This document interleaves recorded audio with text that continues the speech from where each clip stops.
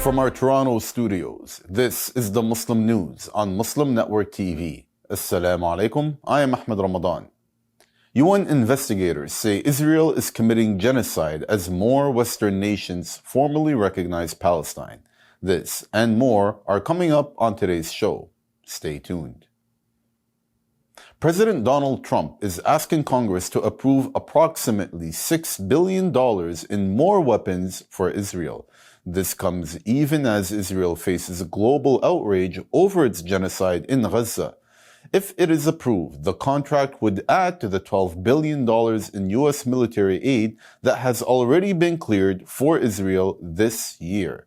The latest package includes $3.8 billion for 30 Apache helicopters, $1.9 billion for over 3,000 infantry assault vehicles, and another $750 million in spare parts. The Trump administration has expanded U.S. support for Israel's genocide by reversing restrictions on certain bomb shipments which had been paused by the Biden administration.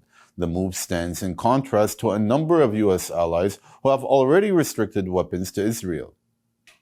The UK has suspended some arms exports while Turkey has closed its airspace to Israeli planes. More than 400 Jewish health professionals worldwide have signed an open letter declaring Israel's attack on Gaza a genocide and calling for an immediate ceasefire. Zeteo reports the statement was released on the eve of Rosh Hashanah, a holiday marking the start of the Jewish year. It is a time of reflection, repentance, and renewal. The doctors said Jewish traditions and medical ethics oblige them to defend life and dignity, adding, to be silent is to be complicit. The letter cites mass civilian deaths, starvation, and the destruction of Gaza's health system, noting that more than 94% of hospitals have been damaged. This leaves Gaza with the world's highest number of child amputees per capita. As well, signatory Alice Rothschild, who has worked in Gaza, told Zeteo that accusations of anti-Semitism are being weaponized to silence criticism of Israel. They have called on medical associations, schools, and journals to break their silence, acknowledge the destruction of Gaza, and publicly condemn the genocide. Israeli Prime Minister Benjamin Netanyahu has rejected the letter. Zeteo is an independent news site founded by award-winning journalist Mehdi Hassan. Amid UN investigators' conclusion that Israel is committing genocide, the UK, Canada, Australia, and Portugal have formally recognized the state of Palestine. Portugal followed soon after, with France and Monaco the latest to join as of this recording. Belgium, Luxembourg, Malta, New Zealand, and Liechtenstein are expected to follow at a UN conference in New York. These steps make them the first G7 nations to do so, adding momentum to a cause already supported by 147 UN member states. If planned recognitions go ahead, the number will rise to more than 155. UN Chief Antonio Guterres urged countries not to be intimidated by Israel. French President Emmanuel Macron warned that Israeli settlement expansions risks making peace impossible. France and Saudi Arabia are due to convene dozens of world leaders to rally support for a two-state solution. President Mahmoud Abbas welcomed the Western recognition of statehood as a crucial and necessary step on the path to achieving just and lasting peace in accordance with international legitimacy resolutions. Palestinian leader Mustafa Barghouti, writing for the New York Times, said it is empty symbolism at best. He called it a distraction from a lack of action to stop Israel's genocide in Gaza and the starvation, where more than 65,000 people have been killed since October 2023, with projections expecting the actual number to be in the hundreds of thousands. The Samud flotilla, over 50 boats from 44 countries, the largest aid flotilla yet to attempt breaking the siege on Gaza, is now just days away from entering what organizers call the Orange Line, the danger zone where Israel has previously intercepted boats. Organizers say it will take another 2 days from there to reach Gaza's shores and deliver aid. Israel has labeled it a Hamas flotilla without evidence, fueling fears among participants that violence may be planned against them. Meanwhile, in Gaza, Israeli soldiers killed at least 167 Palestinians and injured 524 in attacks on Gaza over the weekend. The Palestinian Health Ministry says 61 people were killed and 220 wounded in the past 24 hours. Israel has killed 75 Palestinians since Saturday. Since dawn, 31 more deaths were reported, mostly in Gaza City. The ministry adds that Israel shot to death 23 people who were seeking humanitarian aid. It notes that since May, Israeli soldiers and American mercenaries have killed 2,523 Palestinians and injured more than 18,000 who were trying to get food and humanitarian assistance. 4 more deaths from starvation due to Israel's ongoing months-long blockade of food and aid were confirmed Monday, raising the toll to 440, including 147 children. Israeli drones pounded Gaza City overnight as leaflets urged residents to flee. Aid agencies warn of mass overcrowding after Israel displaced 550,000 people. Israel plans to reoccupy Gaza beginning with Gaza City.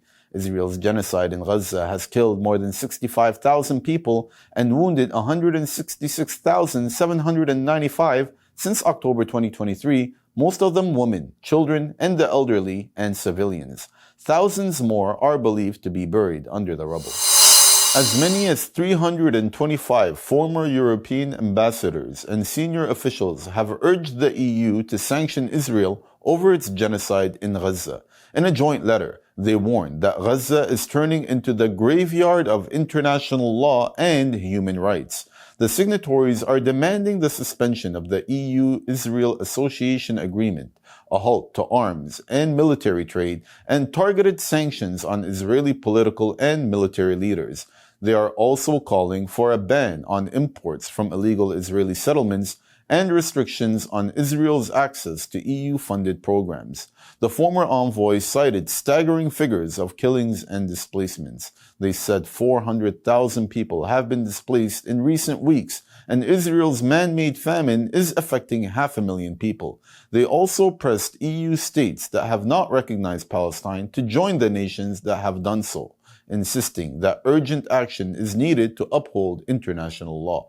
The officials also condemned reckless military assaults committed by Israel on the sovereign territory of Qatar, which has been a key player in ceasefire talks between Hamas and Israel. Illinois marked the first official Wadee Day on Sunday to honor 6-year-old Wadee al-Fayoumi, who was murdered in 2023 hate crime stabbing by his family's landlord. His killing at his home in the Chicago suburb of Plainfield came just weeks after the start of Israel's genocide in Gaza. Authorities said his killing was motivated by anti-Muslim and anti-Palestinian extremism. Community members, activists, and faith leaders gathered at Van Horn Woods East to remember Wadee and call for peace. A local scout troop built a monument and the Park District helped organize the event. Illinois Senator Ram Vilivalam sponsored a state resolution declaring September 21 both International Day of Peace for Children and Wadee Day. Speakers said Wadee's memory should inspire action against hate and violence. They also spoke of the media's dehumanization of Palestinians, Arabs, and Muslims, which they said lead to hate crimes like Wadee's murder. His mother, Hanan Shaheen, who was also stabbed during the attack, is still recovering from the trauma but was present at the event. Wadee's father, Wadee al-Fayoumi, also attended but was too emotional to speak. The convicted killer, Joseph Zuba, was sentenced to 53 years but died in prison in June. Participants linked Wadee's death to wider violence abroad, urging U.S. lawmakers to act against genocide in Gaza. Indian workers in the U.S. panicked after Trump announced a $100,000 H-1B visa fee. Details coming up after the break.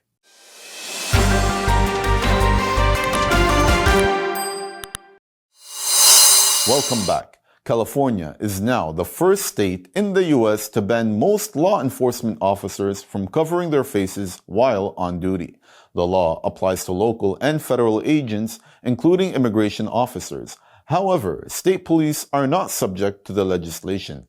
Exceptions have been made for undercover work, medical masks, and tactical gear. Governor Gavin Newsom says the law pushes back against what he called secret police tactics. The move comes in the wake of intensified federal immigration raids in Los Angeles since June, where agents wore masks during mass arrests, sparking protests. An official from the Department of Homeland Security blasted the bill, claiming that masks protect agents from harassment and threats. However, supporters of the law say the ban builds public trust and prevents criminals from impersonating officers, which has happened since renewed immigration raids began. Illinois, Massachusetts, Michigan, New York, Pennsylvania, and Tennessee have all introduced similar proposals calling for mask bans for law enforcement officers. As President Donald Trump raises tariffs on Indian goods, India's Prime Minister Narendra Modi has unveiled sweeping tax cuts at home. He is also urging citizens to rely on local products only and avoid using foreign products. Modi said India's latest goods and service tax, or GST, reforms will make essential more affordable and strengthen self-reliance. The GST, introduced in 2017 to replace dozens of state levies, now has two main brackets, 5% and 18%. Food, medicine, soap, and insurance fall in the lower slab, while nearly all goods once taxed at 12% have been shifted down. Modi called this a GST savings festival, timed with the Hindu Navratri season. The tax cut is combined with income tax relief to allow people to have more cash in hand for investments. Appealing to Indians to buy made-in-India products, he said depending on imports weakens the economy. Modi stressed that indigenous goods must drive India's growth in an era of global tariff wars. Indian workers in the United States are anxious after President Donald Trump announced a $100,000 application fee for H-1B visas. Nearly 70% of those on this program are Indian. The confusion deepened when online forum 4chan launched Operation Clog the Toilet. Users reportedly blocked bookings and inflated ticket prices, disrupting travel plans for Indian professionals. Airfares to India jumped 4 or 5 times as last-minute bookings surged. Emirates airline delayed a San Francisco-India flight for 3 hours when Indian passengers suddenly disembarked, fearing they would not be allowed back into the U.S. Major corporations like Meta and Microsoft advised their H-1B employees not to leave the country for 2 weeks. Panic eased only after White House clarified the steep fee would apply to new applications, not existing visa holders. By then, travel disruptions and soaring ticket prices had already caused widespread anxiety. President Donald Trump has halted the annual government report on hunger in America. The Department of Agriculture, or USDA, said on Saturday that it would no longer publish the Household Food Security Report. Agency officials claimed the 30-year study only served as liberal fodder to justify food aid expansion under the Supplemental Nutrition Assistance Program, or SNAP. The USDA said food insecurity levels had shown little change despite an 87% rise in SNAP spending between 2019 and 2023. The decision comes amid departmental reorganization with the closure of offices in Washington and moving staff to regional hubs like Raleigh, Kansas City, and Salt Lake City. Analysts say the move will weaken oversight of hunger at a time when millions rely on food assistance. Saudi authorities have closed at least 24 music lounges in the capital Riyadh and the city of Jeddah. Officials say the move was due to serious health and safety violations. The lounges had become popular in recent years, offering live music, shisha, and mixed gatherings after the kingdom eased curbs on entertainment. However, some Saudi media outlets report the closures followed growing criticism amid claims that the lounges encourage immoral behavior and disrupt residential neighborhoods. There have been visible tensions in Saudi Arabia over rapid liberalization drives. Authorities appeared to be balancing public demand for new entertainment with concerns raised by Saudis who are uneasy about such changes. A survivor of China's detention camps for Uyghurs says she was forced to work inside detention camps where Uyghurs and other Muslim minorities suffered torture and sterilization. Qalbi Noor Siddiq taught Chinese in 2 camps in 2017, where she says she saw detainees tied up, humiliated, and injected with drugs or given pills to stop their fertility. Young women were also sterilized, and 1 teenager died after being forced to take medication. Siddiq says she herself was fitted with an IUD against her will, then sterilized despite pleas to avoid surgery. More than 1 million Muslims, including Uyghurs, Kazakhs, and Kyrgyz, are believed to have been held in China's vast network of camps. Beijing calls them re-education centers, but rights groups call them concentration camps that are part of the Chinese government's genocide against Uyghurs. Now living in the Netherlands, Siddiq continues to speak out despite threats from Chinese authorities. Researchers at Leipzig University in Germany say they have found a way to make bones stronger and possibly stop osteoporosis. Scientists identified a receptor called GPR133 that controls how bones build strength. When the receptor was impaired, mice in the study developed weak bones similar to osteoporosis in humans. However, when researchers activated it using a compound called AP503, bone density and strength increased. The study, published in Nature, showed stronger, more resilient bones in both healthy and osteoporotic mice.